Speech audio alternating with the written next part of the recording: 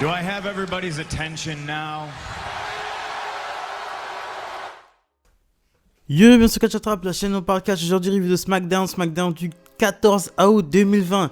On ouvre directement le show contre Biggie vs John Morrison. Ils devaient s'affronter, mais ils se font agresser par la Rétribution. Et ensuite, The Miz, ils se font agresser par la Rétribution qui fuit. Et le Miz passe voir Morrison en coulisses. Et après ça, on passe directement en backstage où il y a toute la mid-card de SmackDown. Hein, je vais pas vous faire les noms. Donc, le Miz accuse Biggie pour son tweet qu'il a mis. Et ensuite, le Miz s'excuse auprès de John Morrison. Et t'as le Baron qui arrive et qui dit que la mid-card de SmackDown a besoin d'un leadership en sa personne. Biggie lui dit de se taire et lui dit que c'est leur maison et qu'ils vont faire le match avec John Morrison. Sheamus arrive et il dit à Biggie qu'il n'a jamais entendu un appel à l'aide aussi désespéré. Il n'y a plus Xavier Woods, il n'a plus Kofi. Biggie n'est plus rien, Biggie est seul, Biggie a peur. Et il dit que son match contre Shorty G ne sera pas interrompu parce que la Rétribution a peur de lui. Ensuite on enchaîne avec Sasha Banks et Bayley qui sont sur le ring. Hein. Bon, elles disent ce qu'elles ont l'habitude de dire, on est les meilleurs, Stephanie McMahon ne vaut rien face à nous. Voilà, c'est pas juste ce qui se passe, blablabla.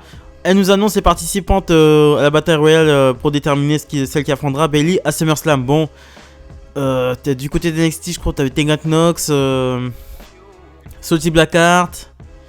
Non, je vais pas vous faire tous les noms. Franchement, de tête, là, je peux pas. Ensuite, bon, je vais vous faire directement la finale. La finale, ça se passait entre Shayna Baszler et Asuka. Shayna Baszler passait son Kirifuna Clutch à travers les cordes. Donc, Asuka était vraiment les pieds pratiquement dans le vide.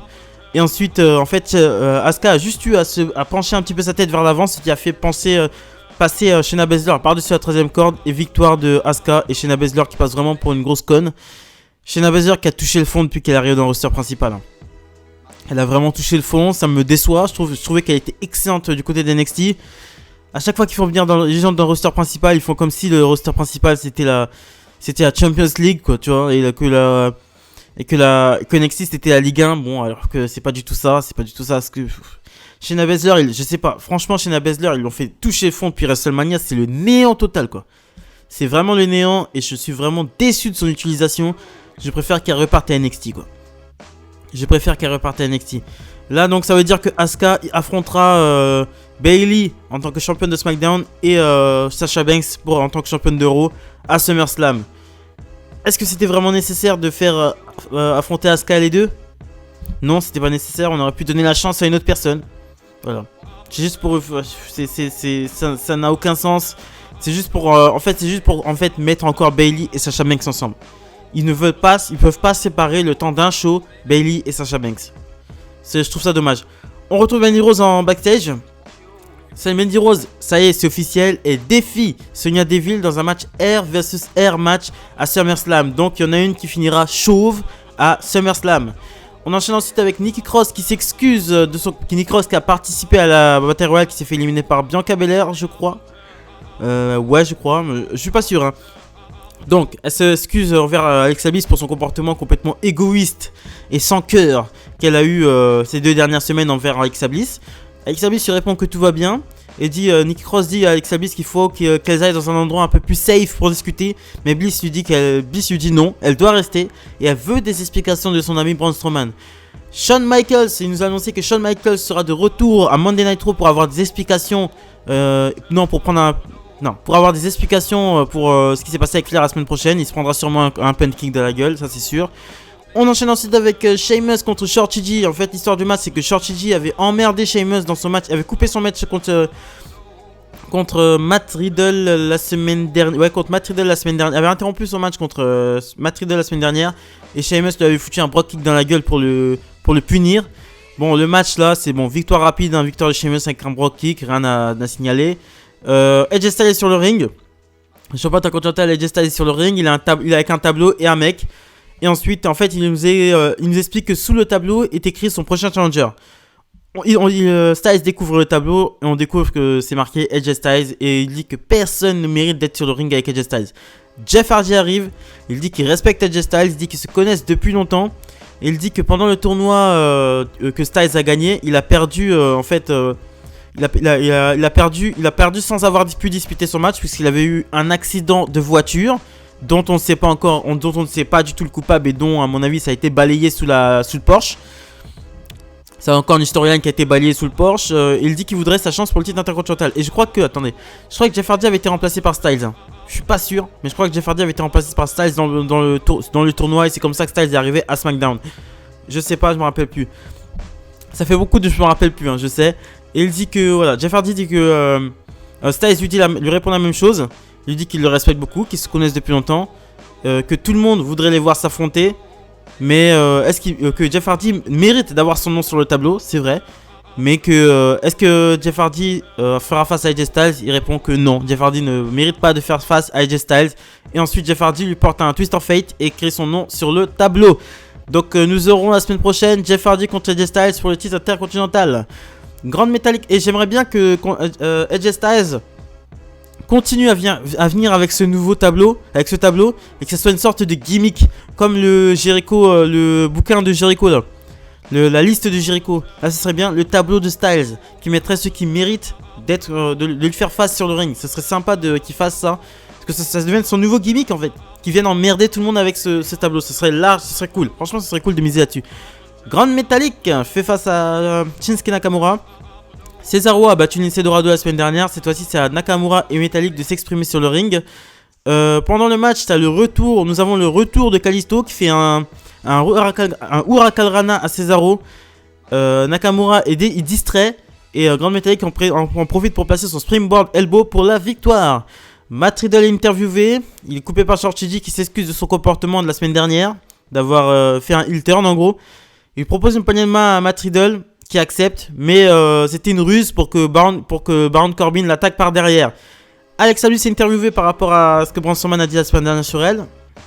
Elle dit qu'elle a vu l'homme derrière le monstre, que Braun Strowman est un bon mec, qui est un mec drôle. Le journaliste lui demande que si c'est pas plus qu'une amitié entre les deux. Elle répond peut-être. Et elle demande, le journaliste lui dit que lui demande si c'est pour cette amitié que le Fiend l'a attaqué. Elle dit qu'elle n'en sait rien, c'est une question pour le Fiend. Et enfin, le journaliste lui demande qu'est-ce que ça fait d'être en face du Fiend. Lui répond que c'est terrifiant et angoissant. Sonya Deville, dans une petite interview backstage, accepte le défi de Mandy Rose. Donc nous aurons Sonya Deville contre Mandy Rose, Air vs Air match à SummerSlam. Et enfin, nous avons le main event of the evening, Big E face à John Morrison. John Morrison et Big E s'étaient affrontés en début de soirée, mais le Retribution avait perturbé le match. Donc pendant le match, les lumières commencent à s'éteindre. Donc on sait que la Retribution est là de toute façon. Toute la mid-card de SmackDown descend sur le ring et protège le match. On nous montre ensuite la Rétribution en fait, pendant que du coup comme toute la mid-card de SmackDown est autour du ring, la Rétribution sont en train d'agresser les officiels en backstage. Donc du coup toute la mid-card de SmackDown remonte en backstage. Mais je vais vous faire la victoire tout de suite. Victoire de Big E qui fait abandonner Morrison avec son stretch muffler. Sa nouvelle prise de finition, hein, de soumission visiblement. Et ensuite en repartant il se mange un Brock Kick de la part de Sheamus. Donc les deux à voir, peut-être une rivalité à suivre. Big E qui gagne des petits matchs comme ça, c'est vrai, j'aime bien les gens qui sont bookés doucement, voilà, pas directement des matchs, parce qu'on sait que bon, l'objectif de Big E ce sera le titre intercontinental des AJ Styles, on le sait tous, mais c'est bien de le faire gagner des petits matchs comme ça, de le faire se mettre, en plus au micro il est bon Big E, il est bon, c'est un bon catcheur Big E, voilà, c'est simple, très charismatique, il a tout pour réussir. Là il a déjà été champion intercontinental, champion NXT. Là, le but là, c'est de lui faire gravir les échelons petit à petit. Pas de lui faire donner directement des matchs pour le titre intercontinental. Non. AJ Styles peut affronter d'autres personnes. Plus le règne d'AJ Styles sera long, mieux le push de Big E sera. Je le répète, plus le règne d'AJ Styles sera long, plus le titre de le push de Big E sera bon. Voilà. On enchaîne ensuite avec AJ Styles qui a Braun Strowman qui arrive sur le ring. Il dit que pour affronter le Fiend, il faut qu'il devienne le plus gros fils de pute de l'histoire. Et ensuite, il dit que pour avoir... en fait, t'as Alexa Bliss qui arrive et qu'il dit qu'elle ne le reconnaît plus et qu'elle ne croit pas ce qu'il a dit. Et elle dit que Braun Strowman... en fait, elle dit que voilà, qu'elle ne reconnaît plus Braun Strowman, etc. Braun Strowman dit qu'il a essayé elle a essayé de le changer en quelque chose qu'il n'était pas. Et que maintenant il s'en fout d'elle et lui demande de sortir du ring. Alexa Bliss refuse, lui met quelques paires de gifles, quelques paires de claques.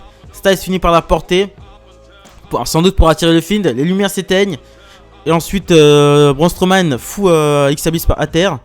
Les lumières se rallument un peu en rouge. Et ensuite, on voit le Fiend sur le ring avec Alexa Bliss. Et t'as Braun Strowman qui est sur l'écran. Braun Strowman qui est sur l'écran en train de rigoler. Et sur l'écran géant en train de rigoler. Cet épisode de SmackDown était pas mal. Hein. C'était c'était moins pire que ce qu'il faisait d'habitude. Voilà. C'était pas dégueulasse. C'était pas excellent. C'était moins pire que ce qu'il ne faisait d'habitude. Voilà ce que je pensais du SmackDown du 14 août 2020. Abonnez-vous, likez, commentez, très important pour le développement de la chaîne. Salut les amis.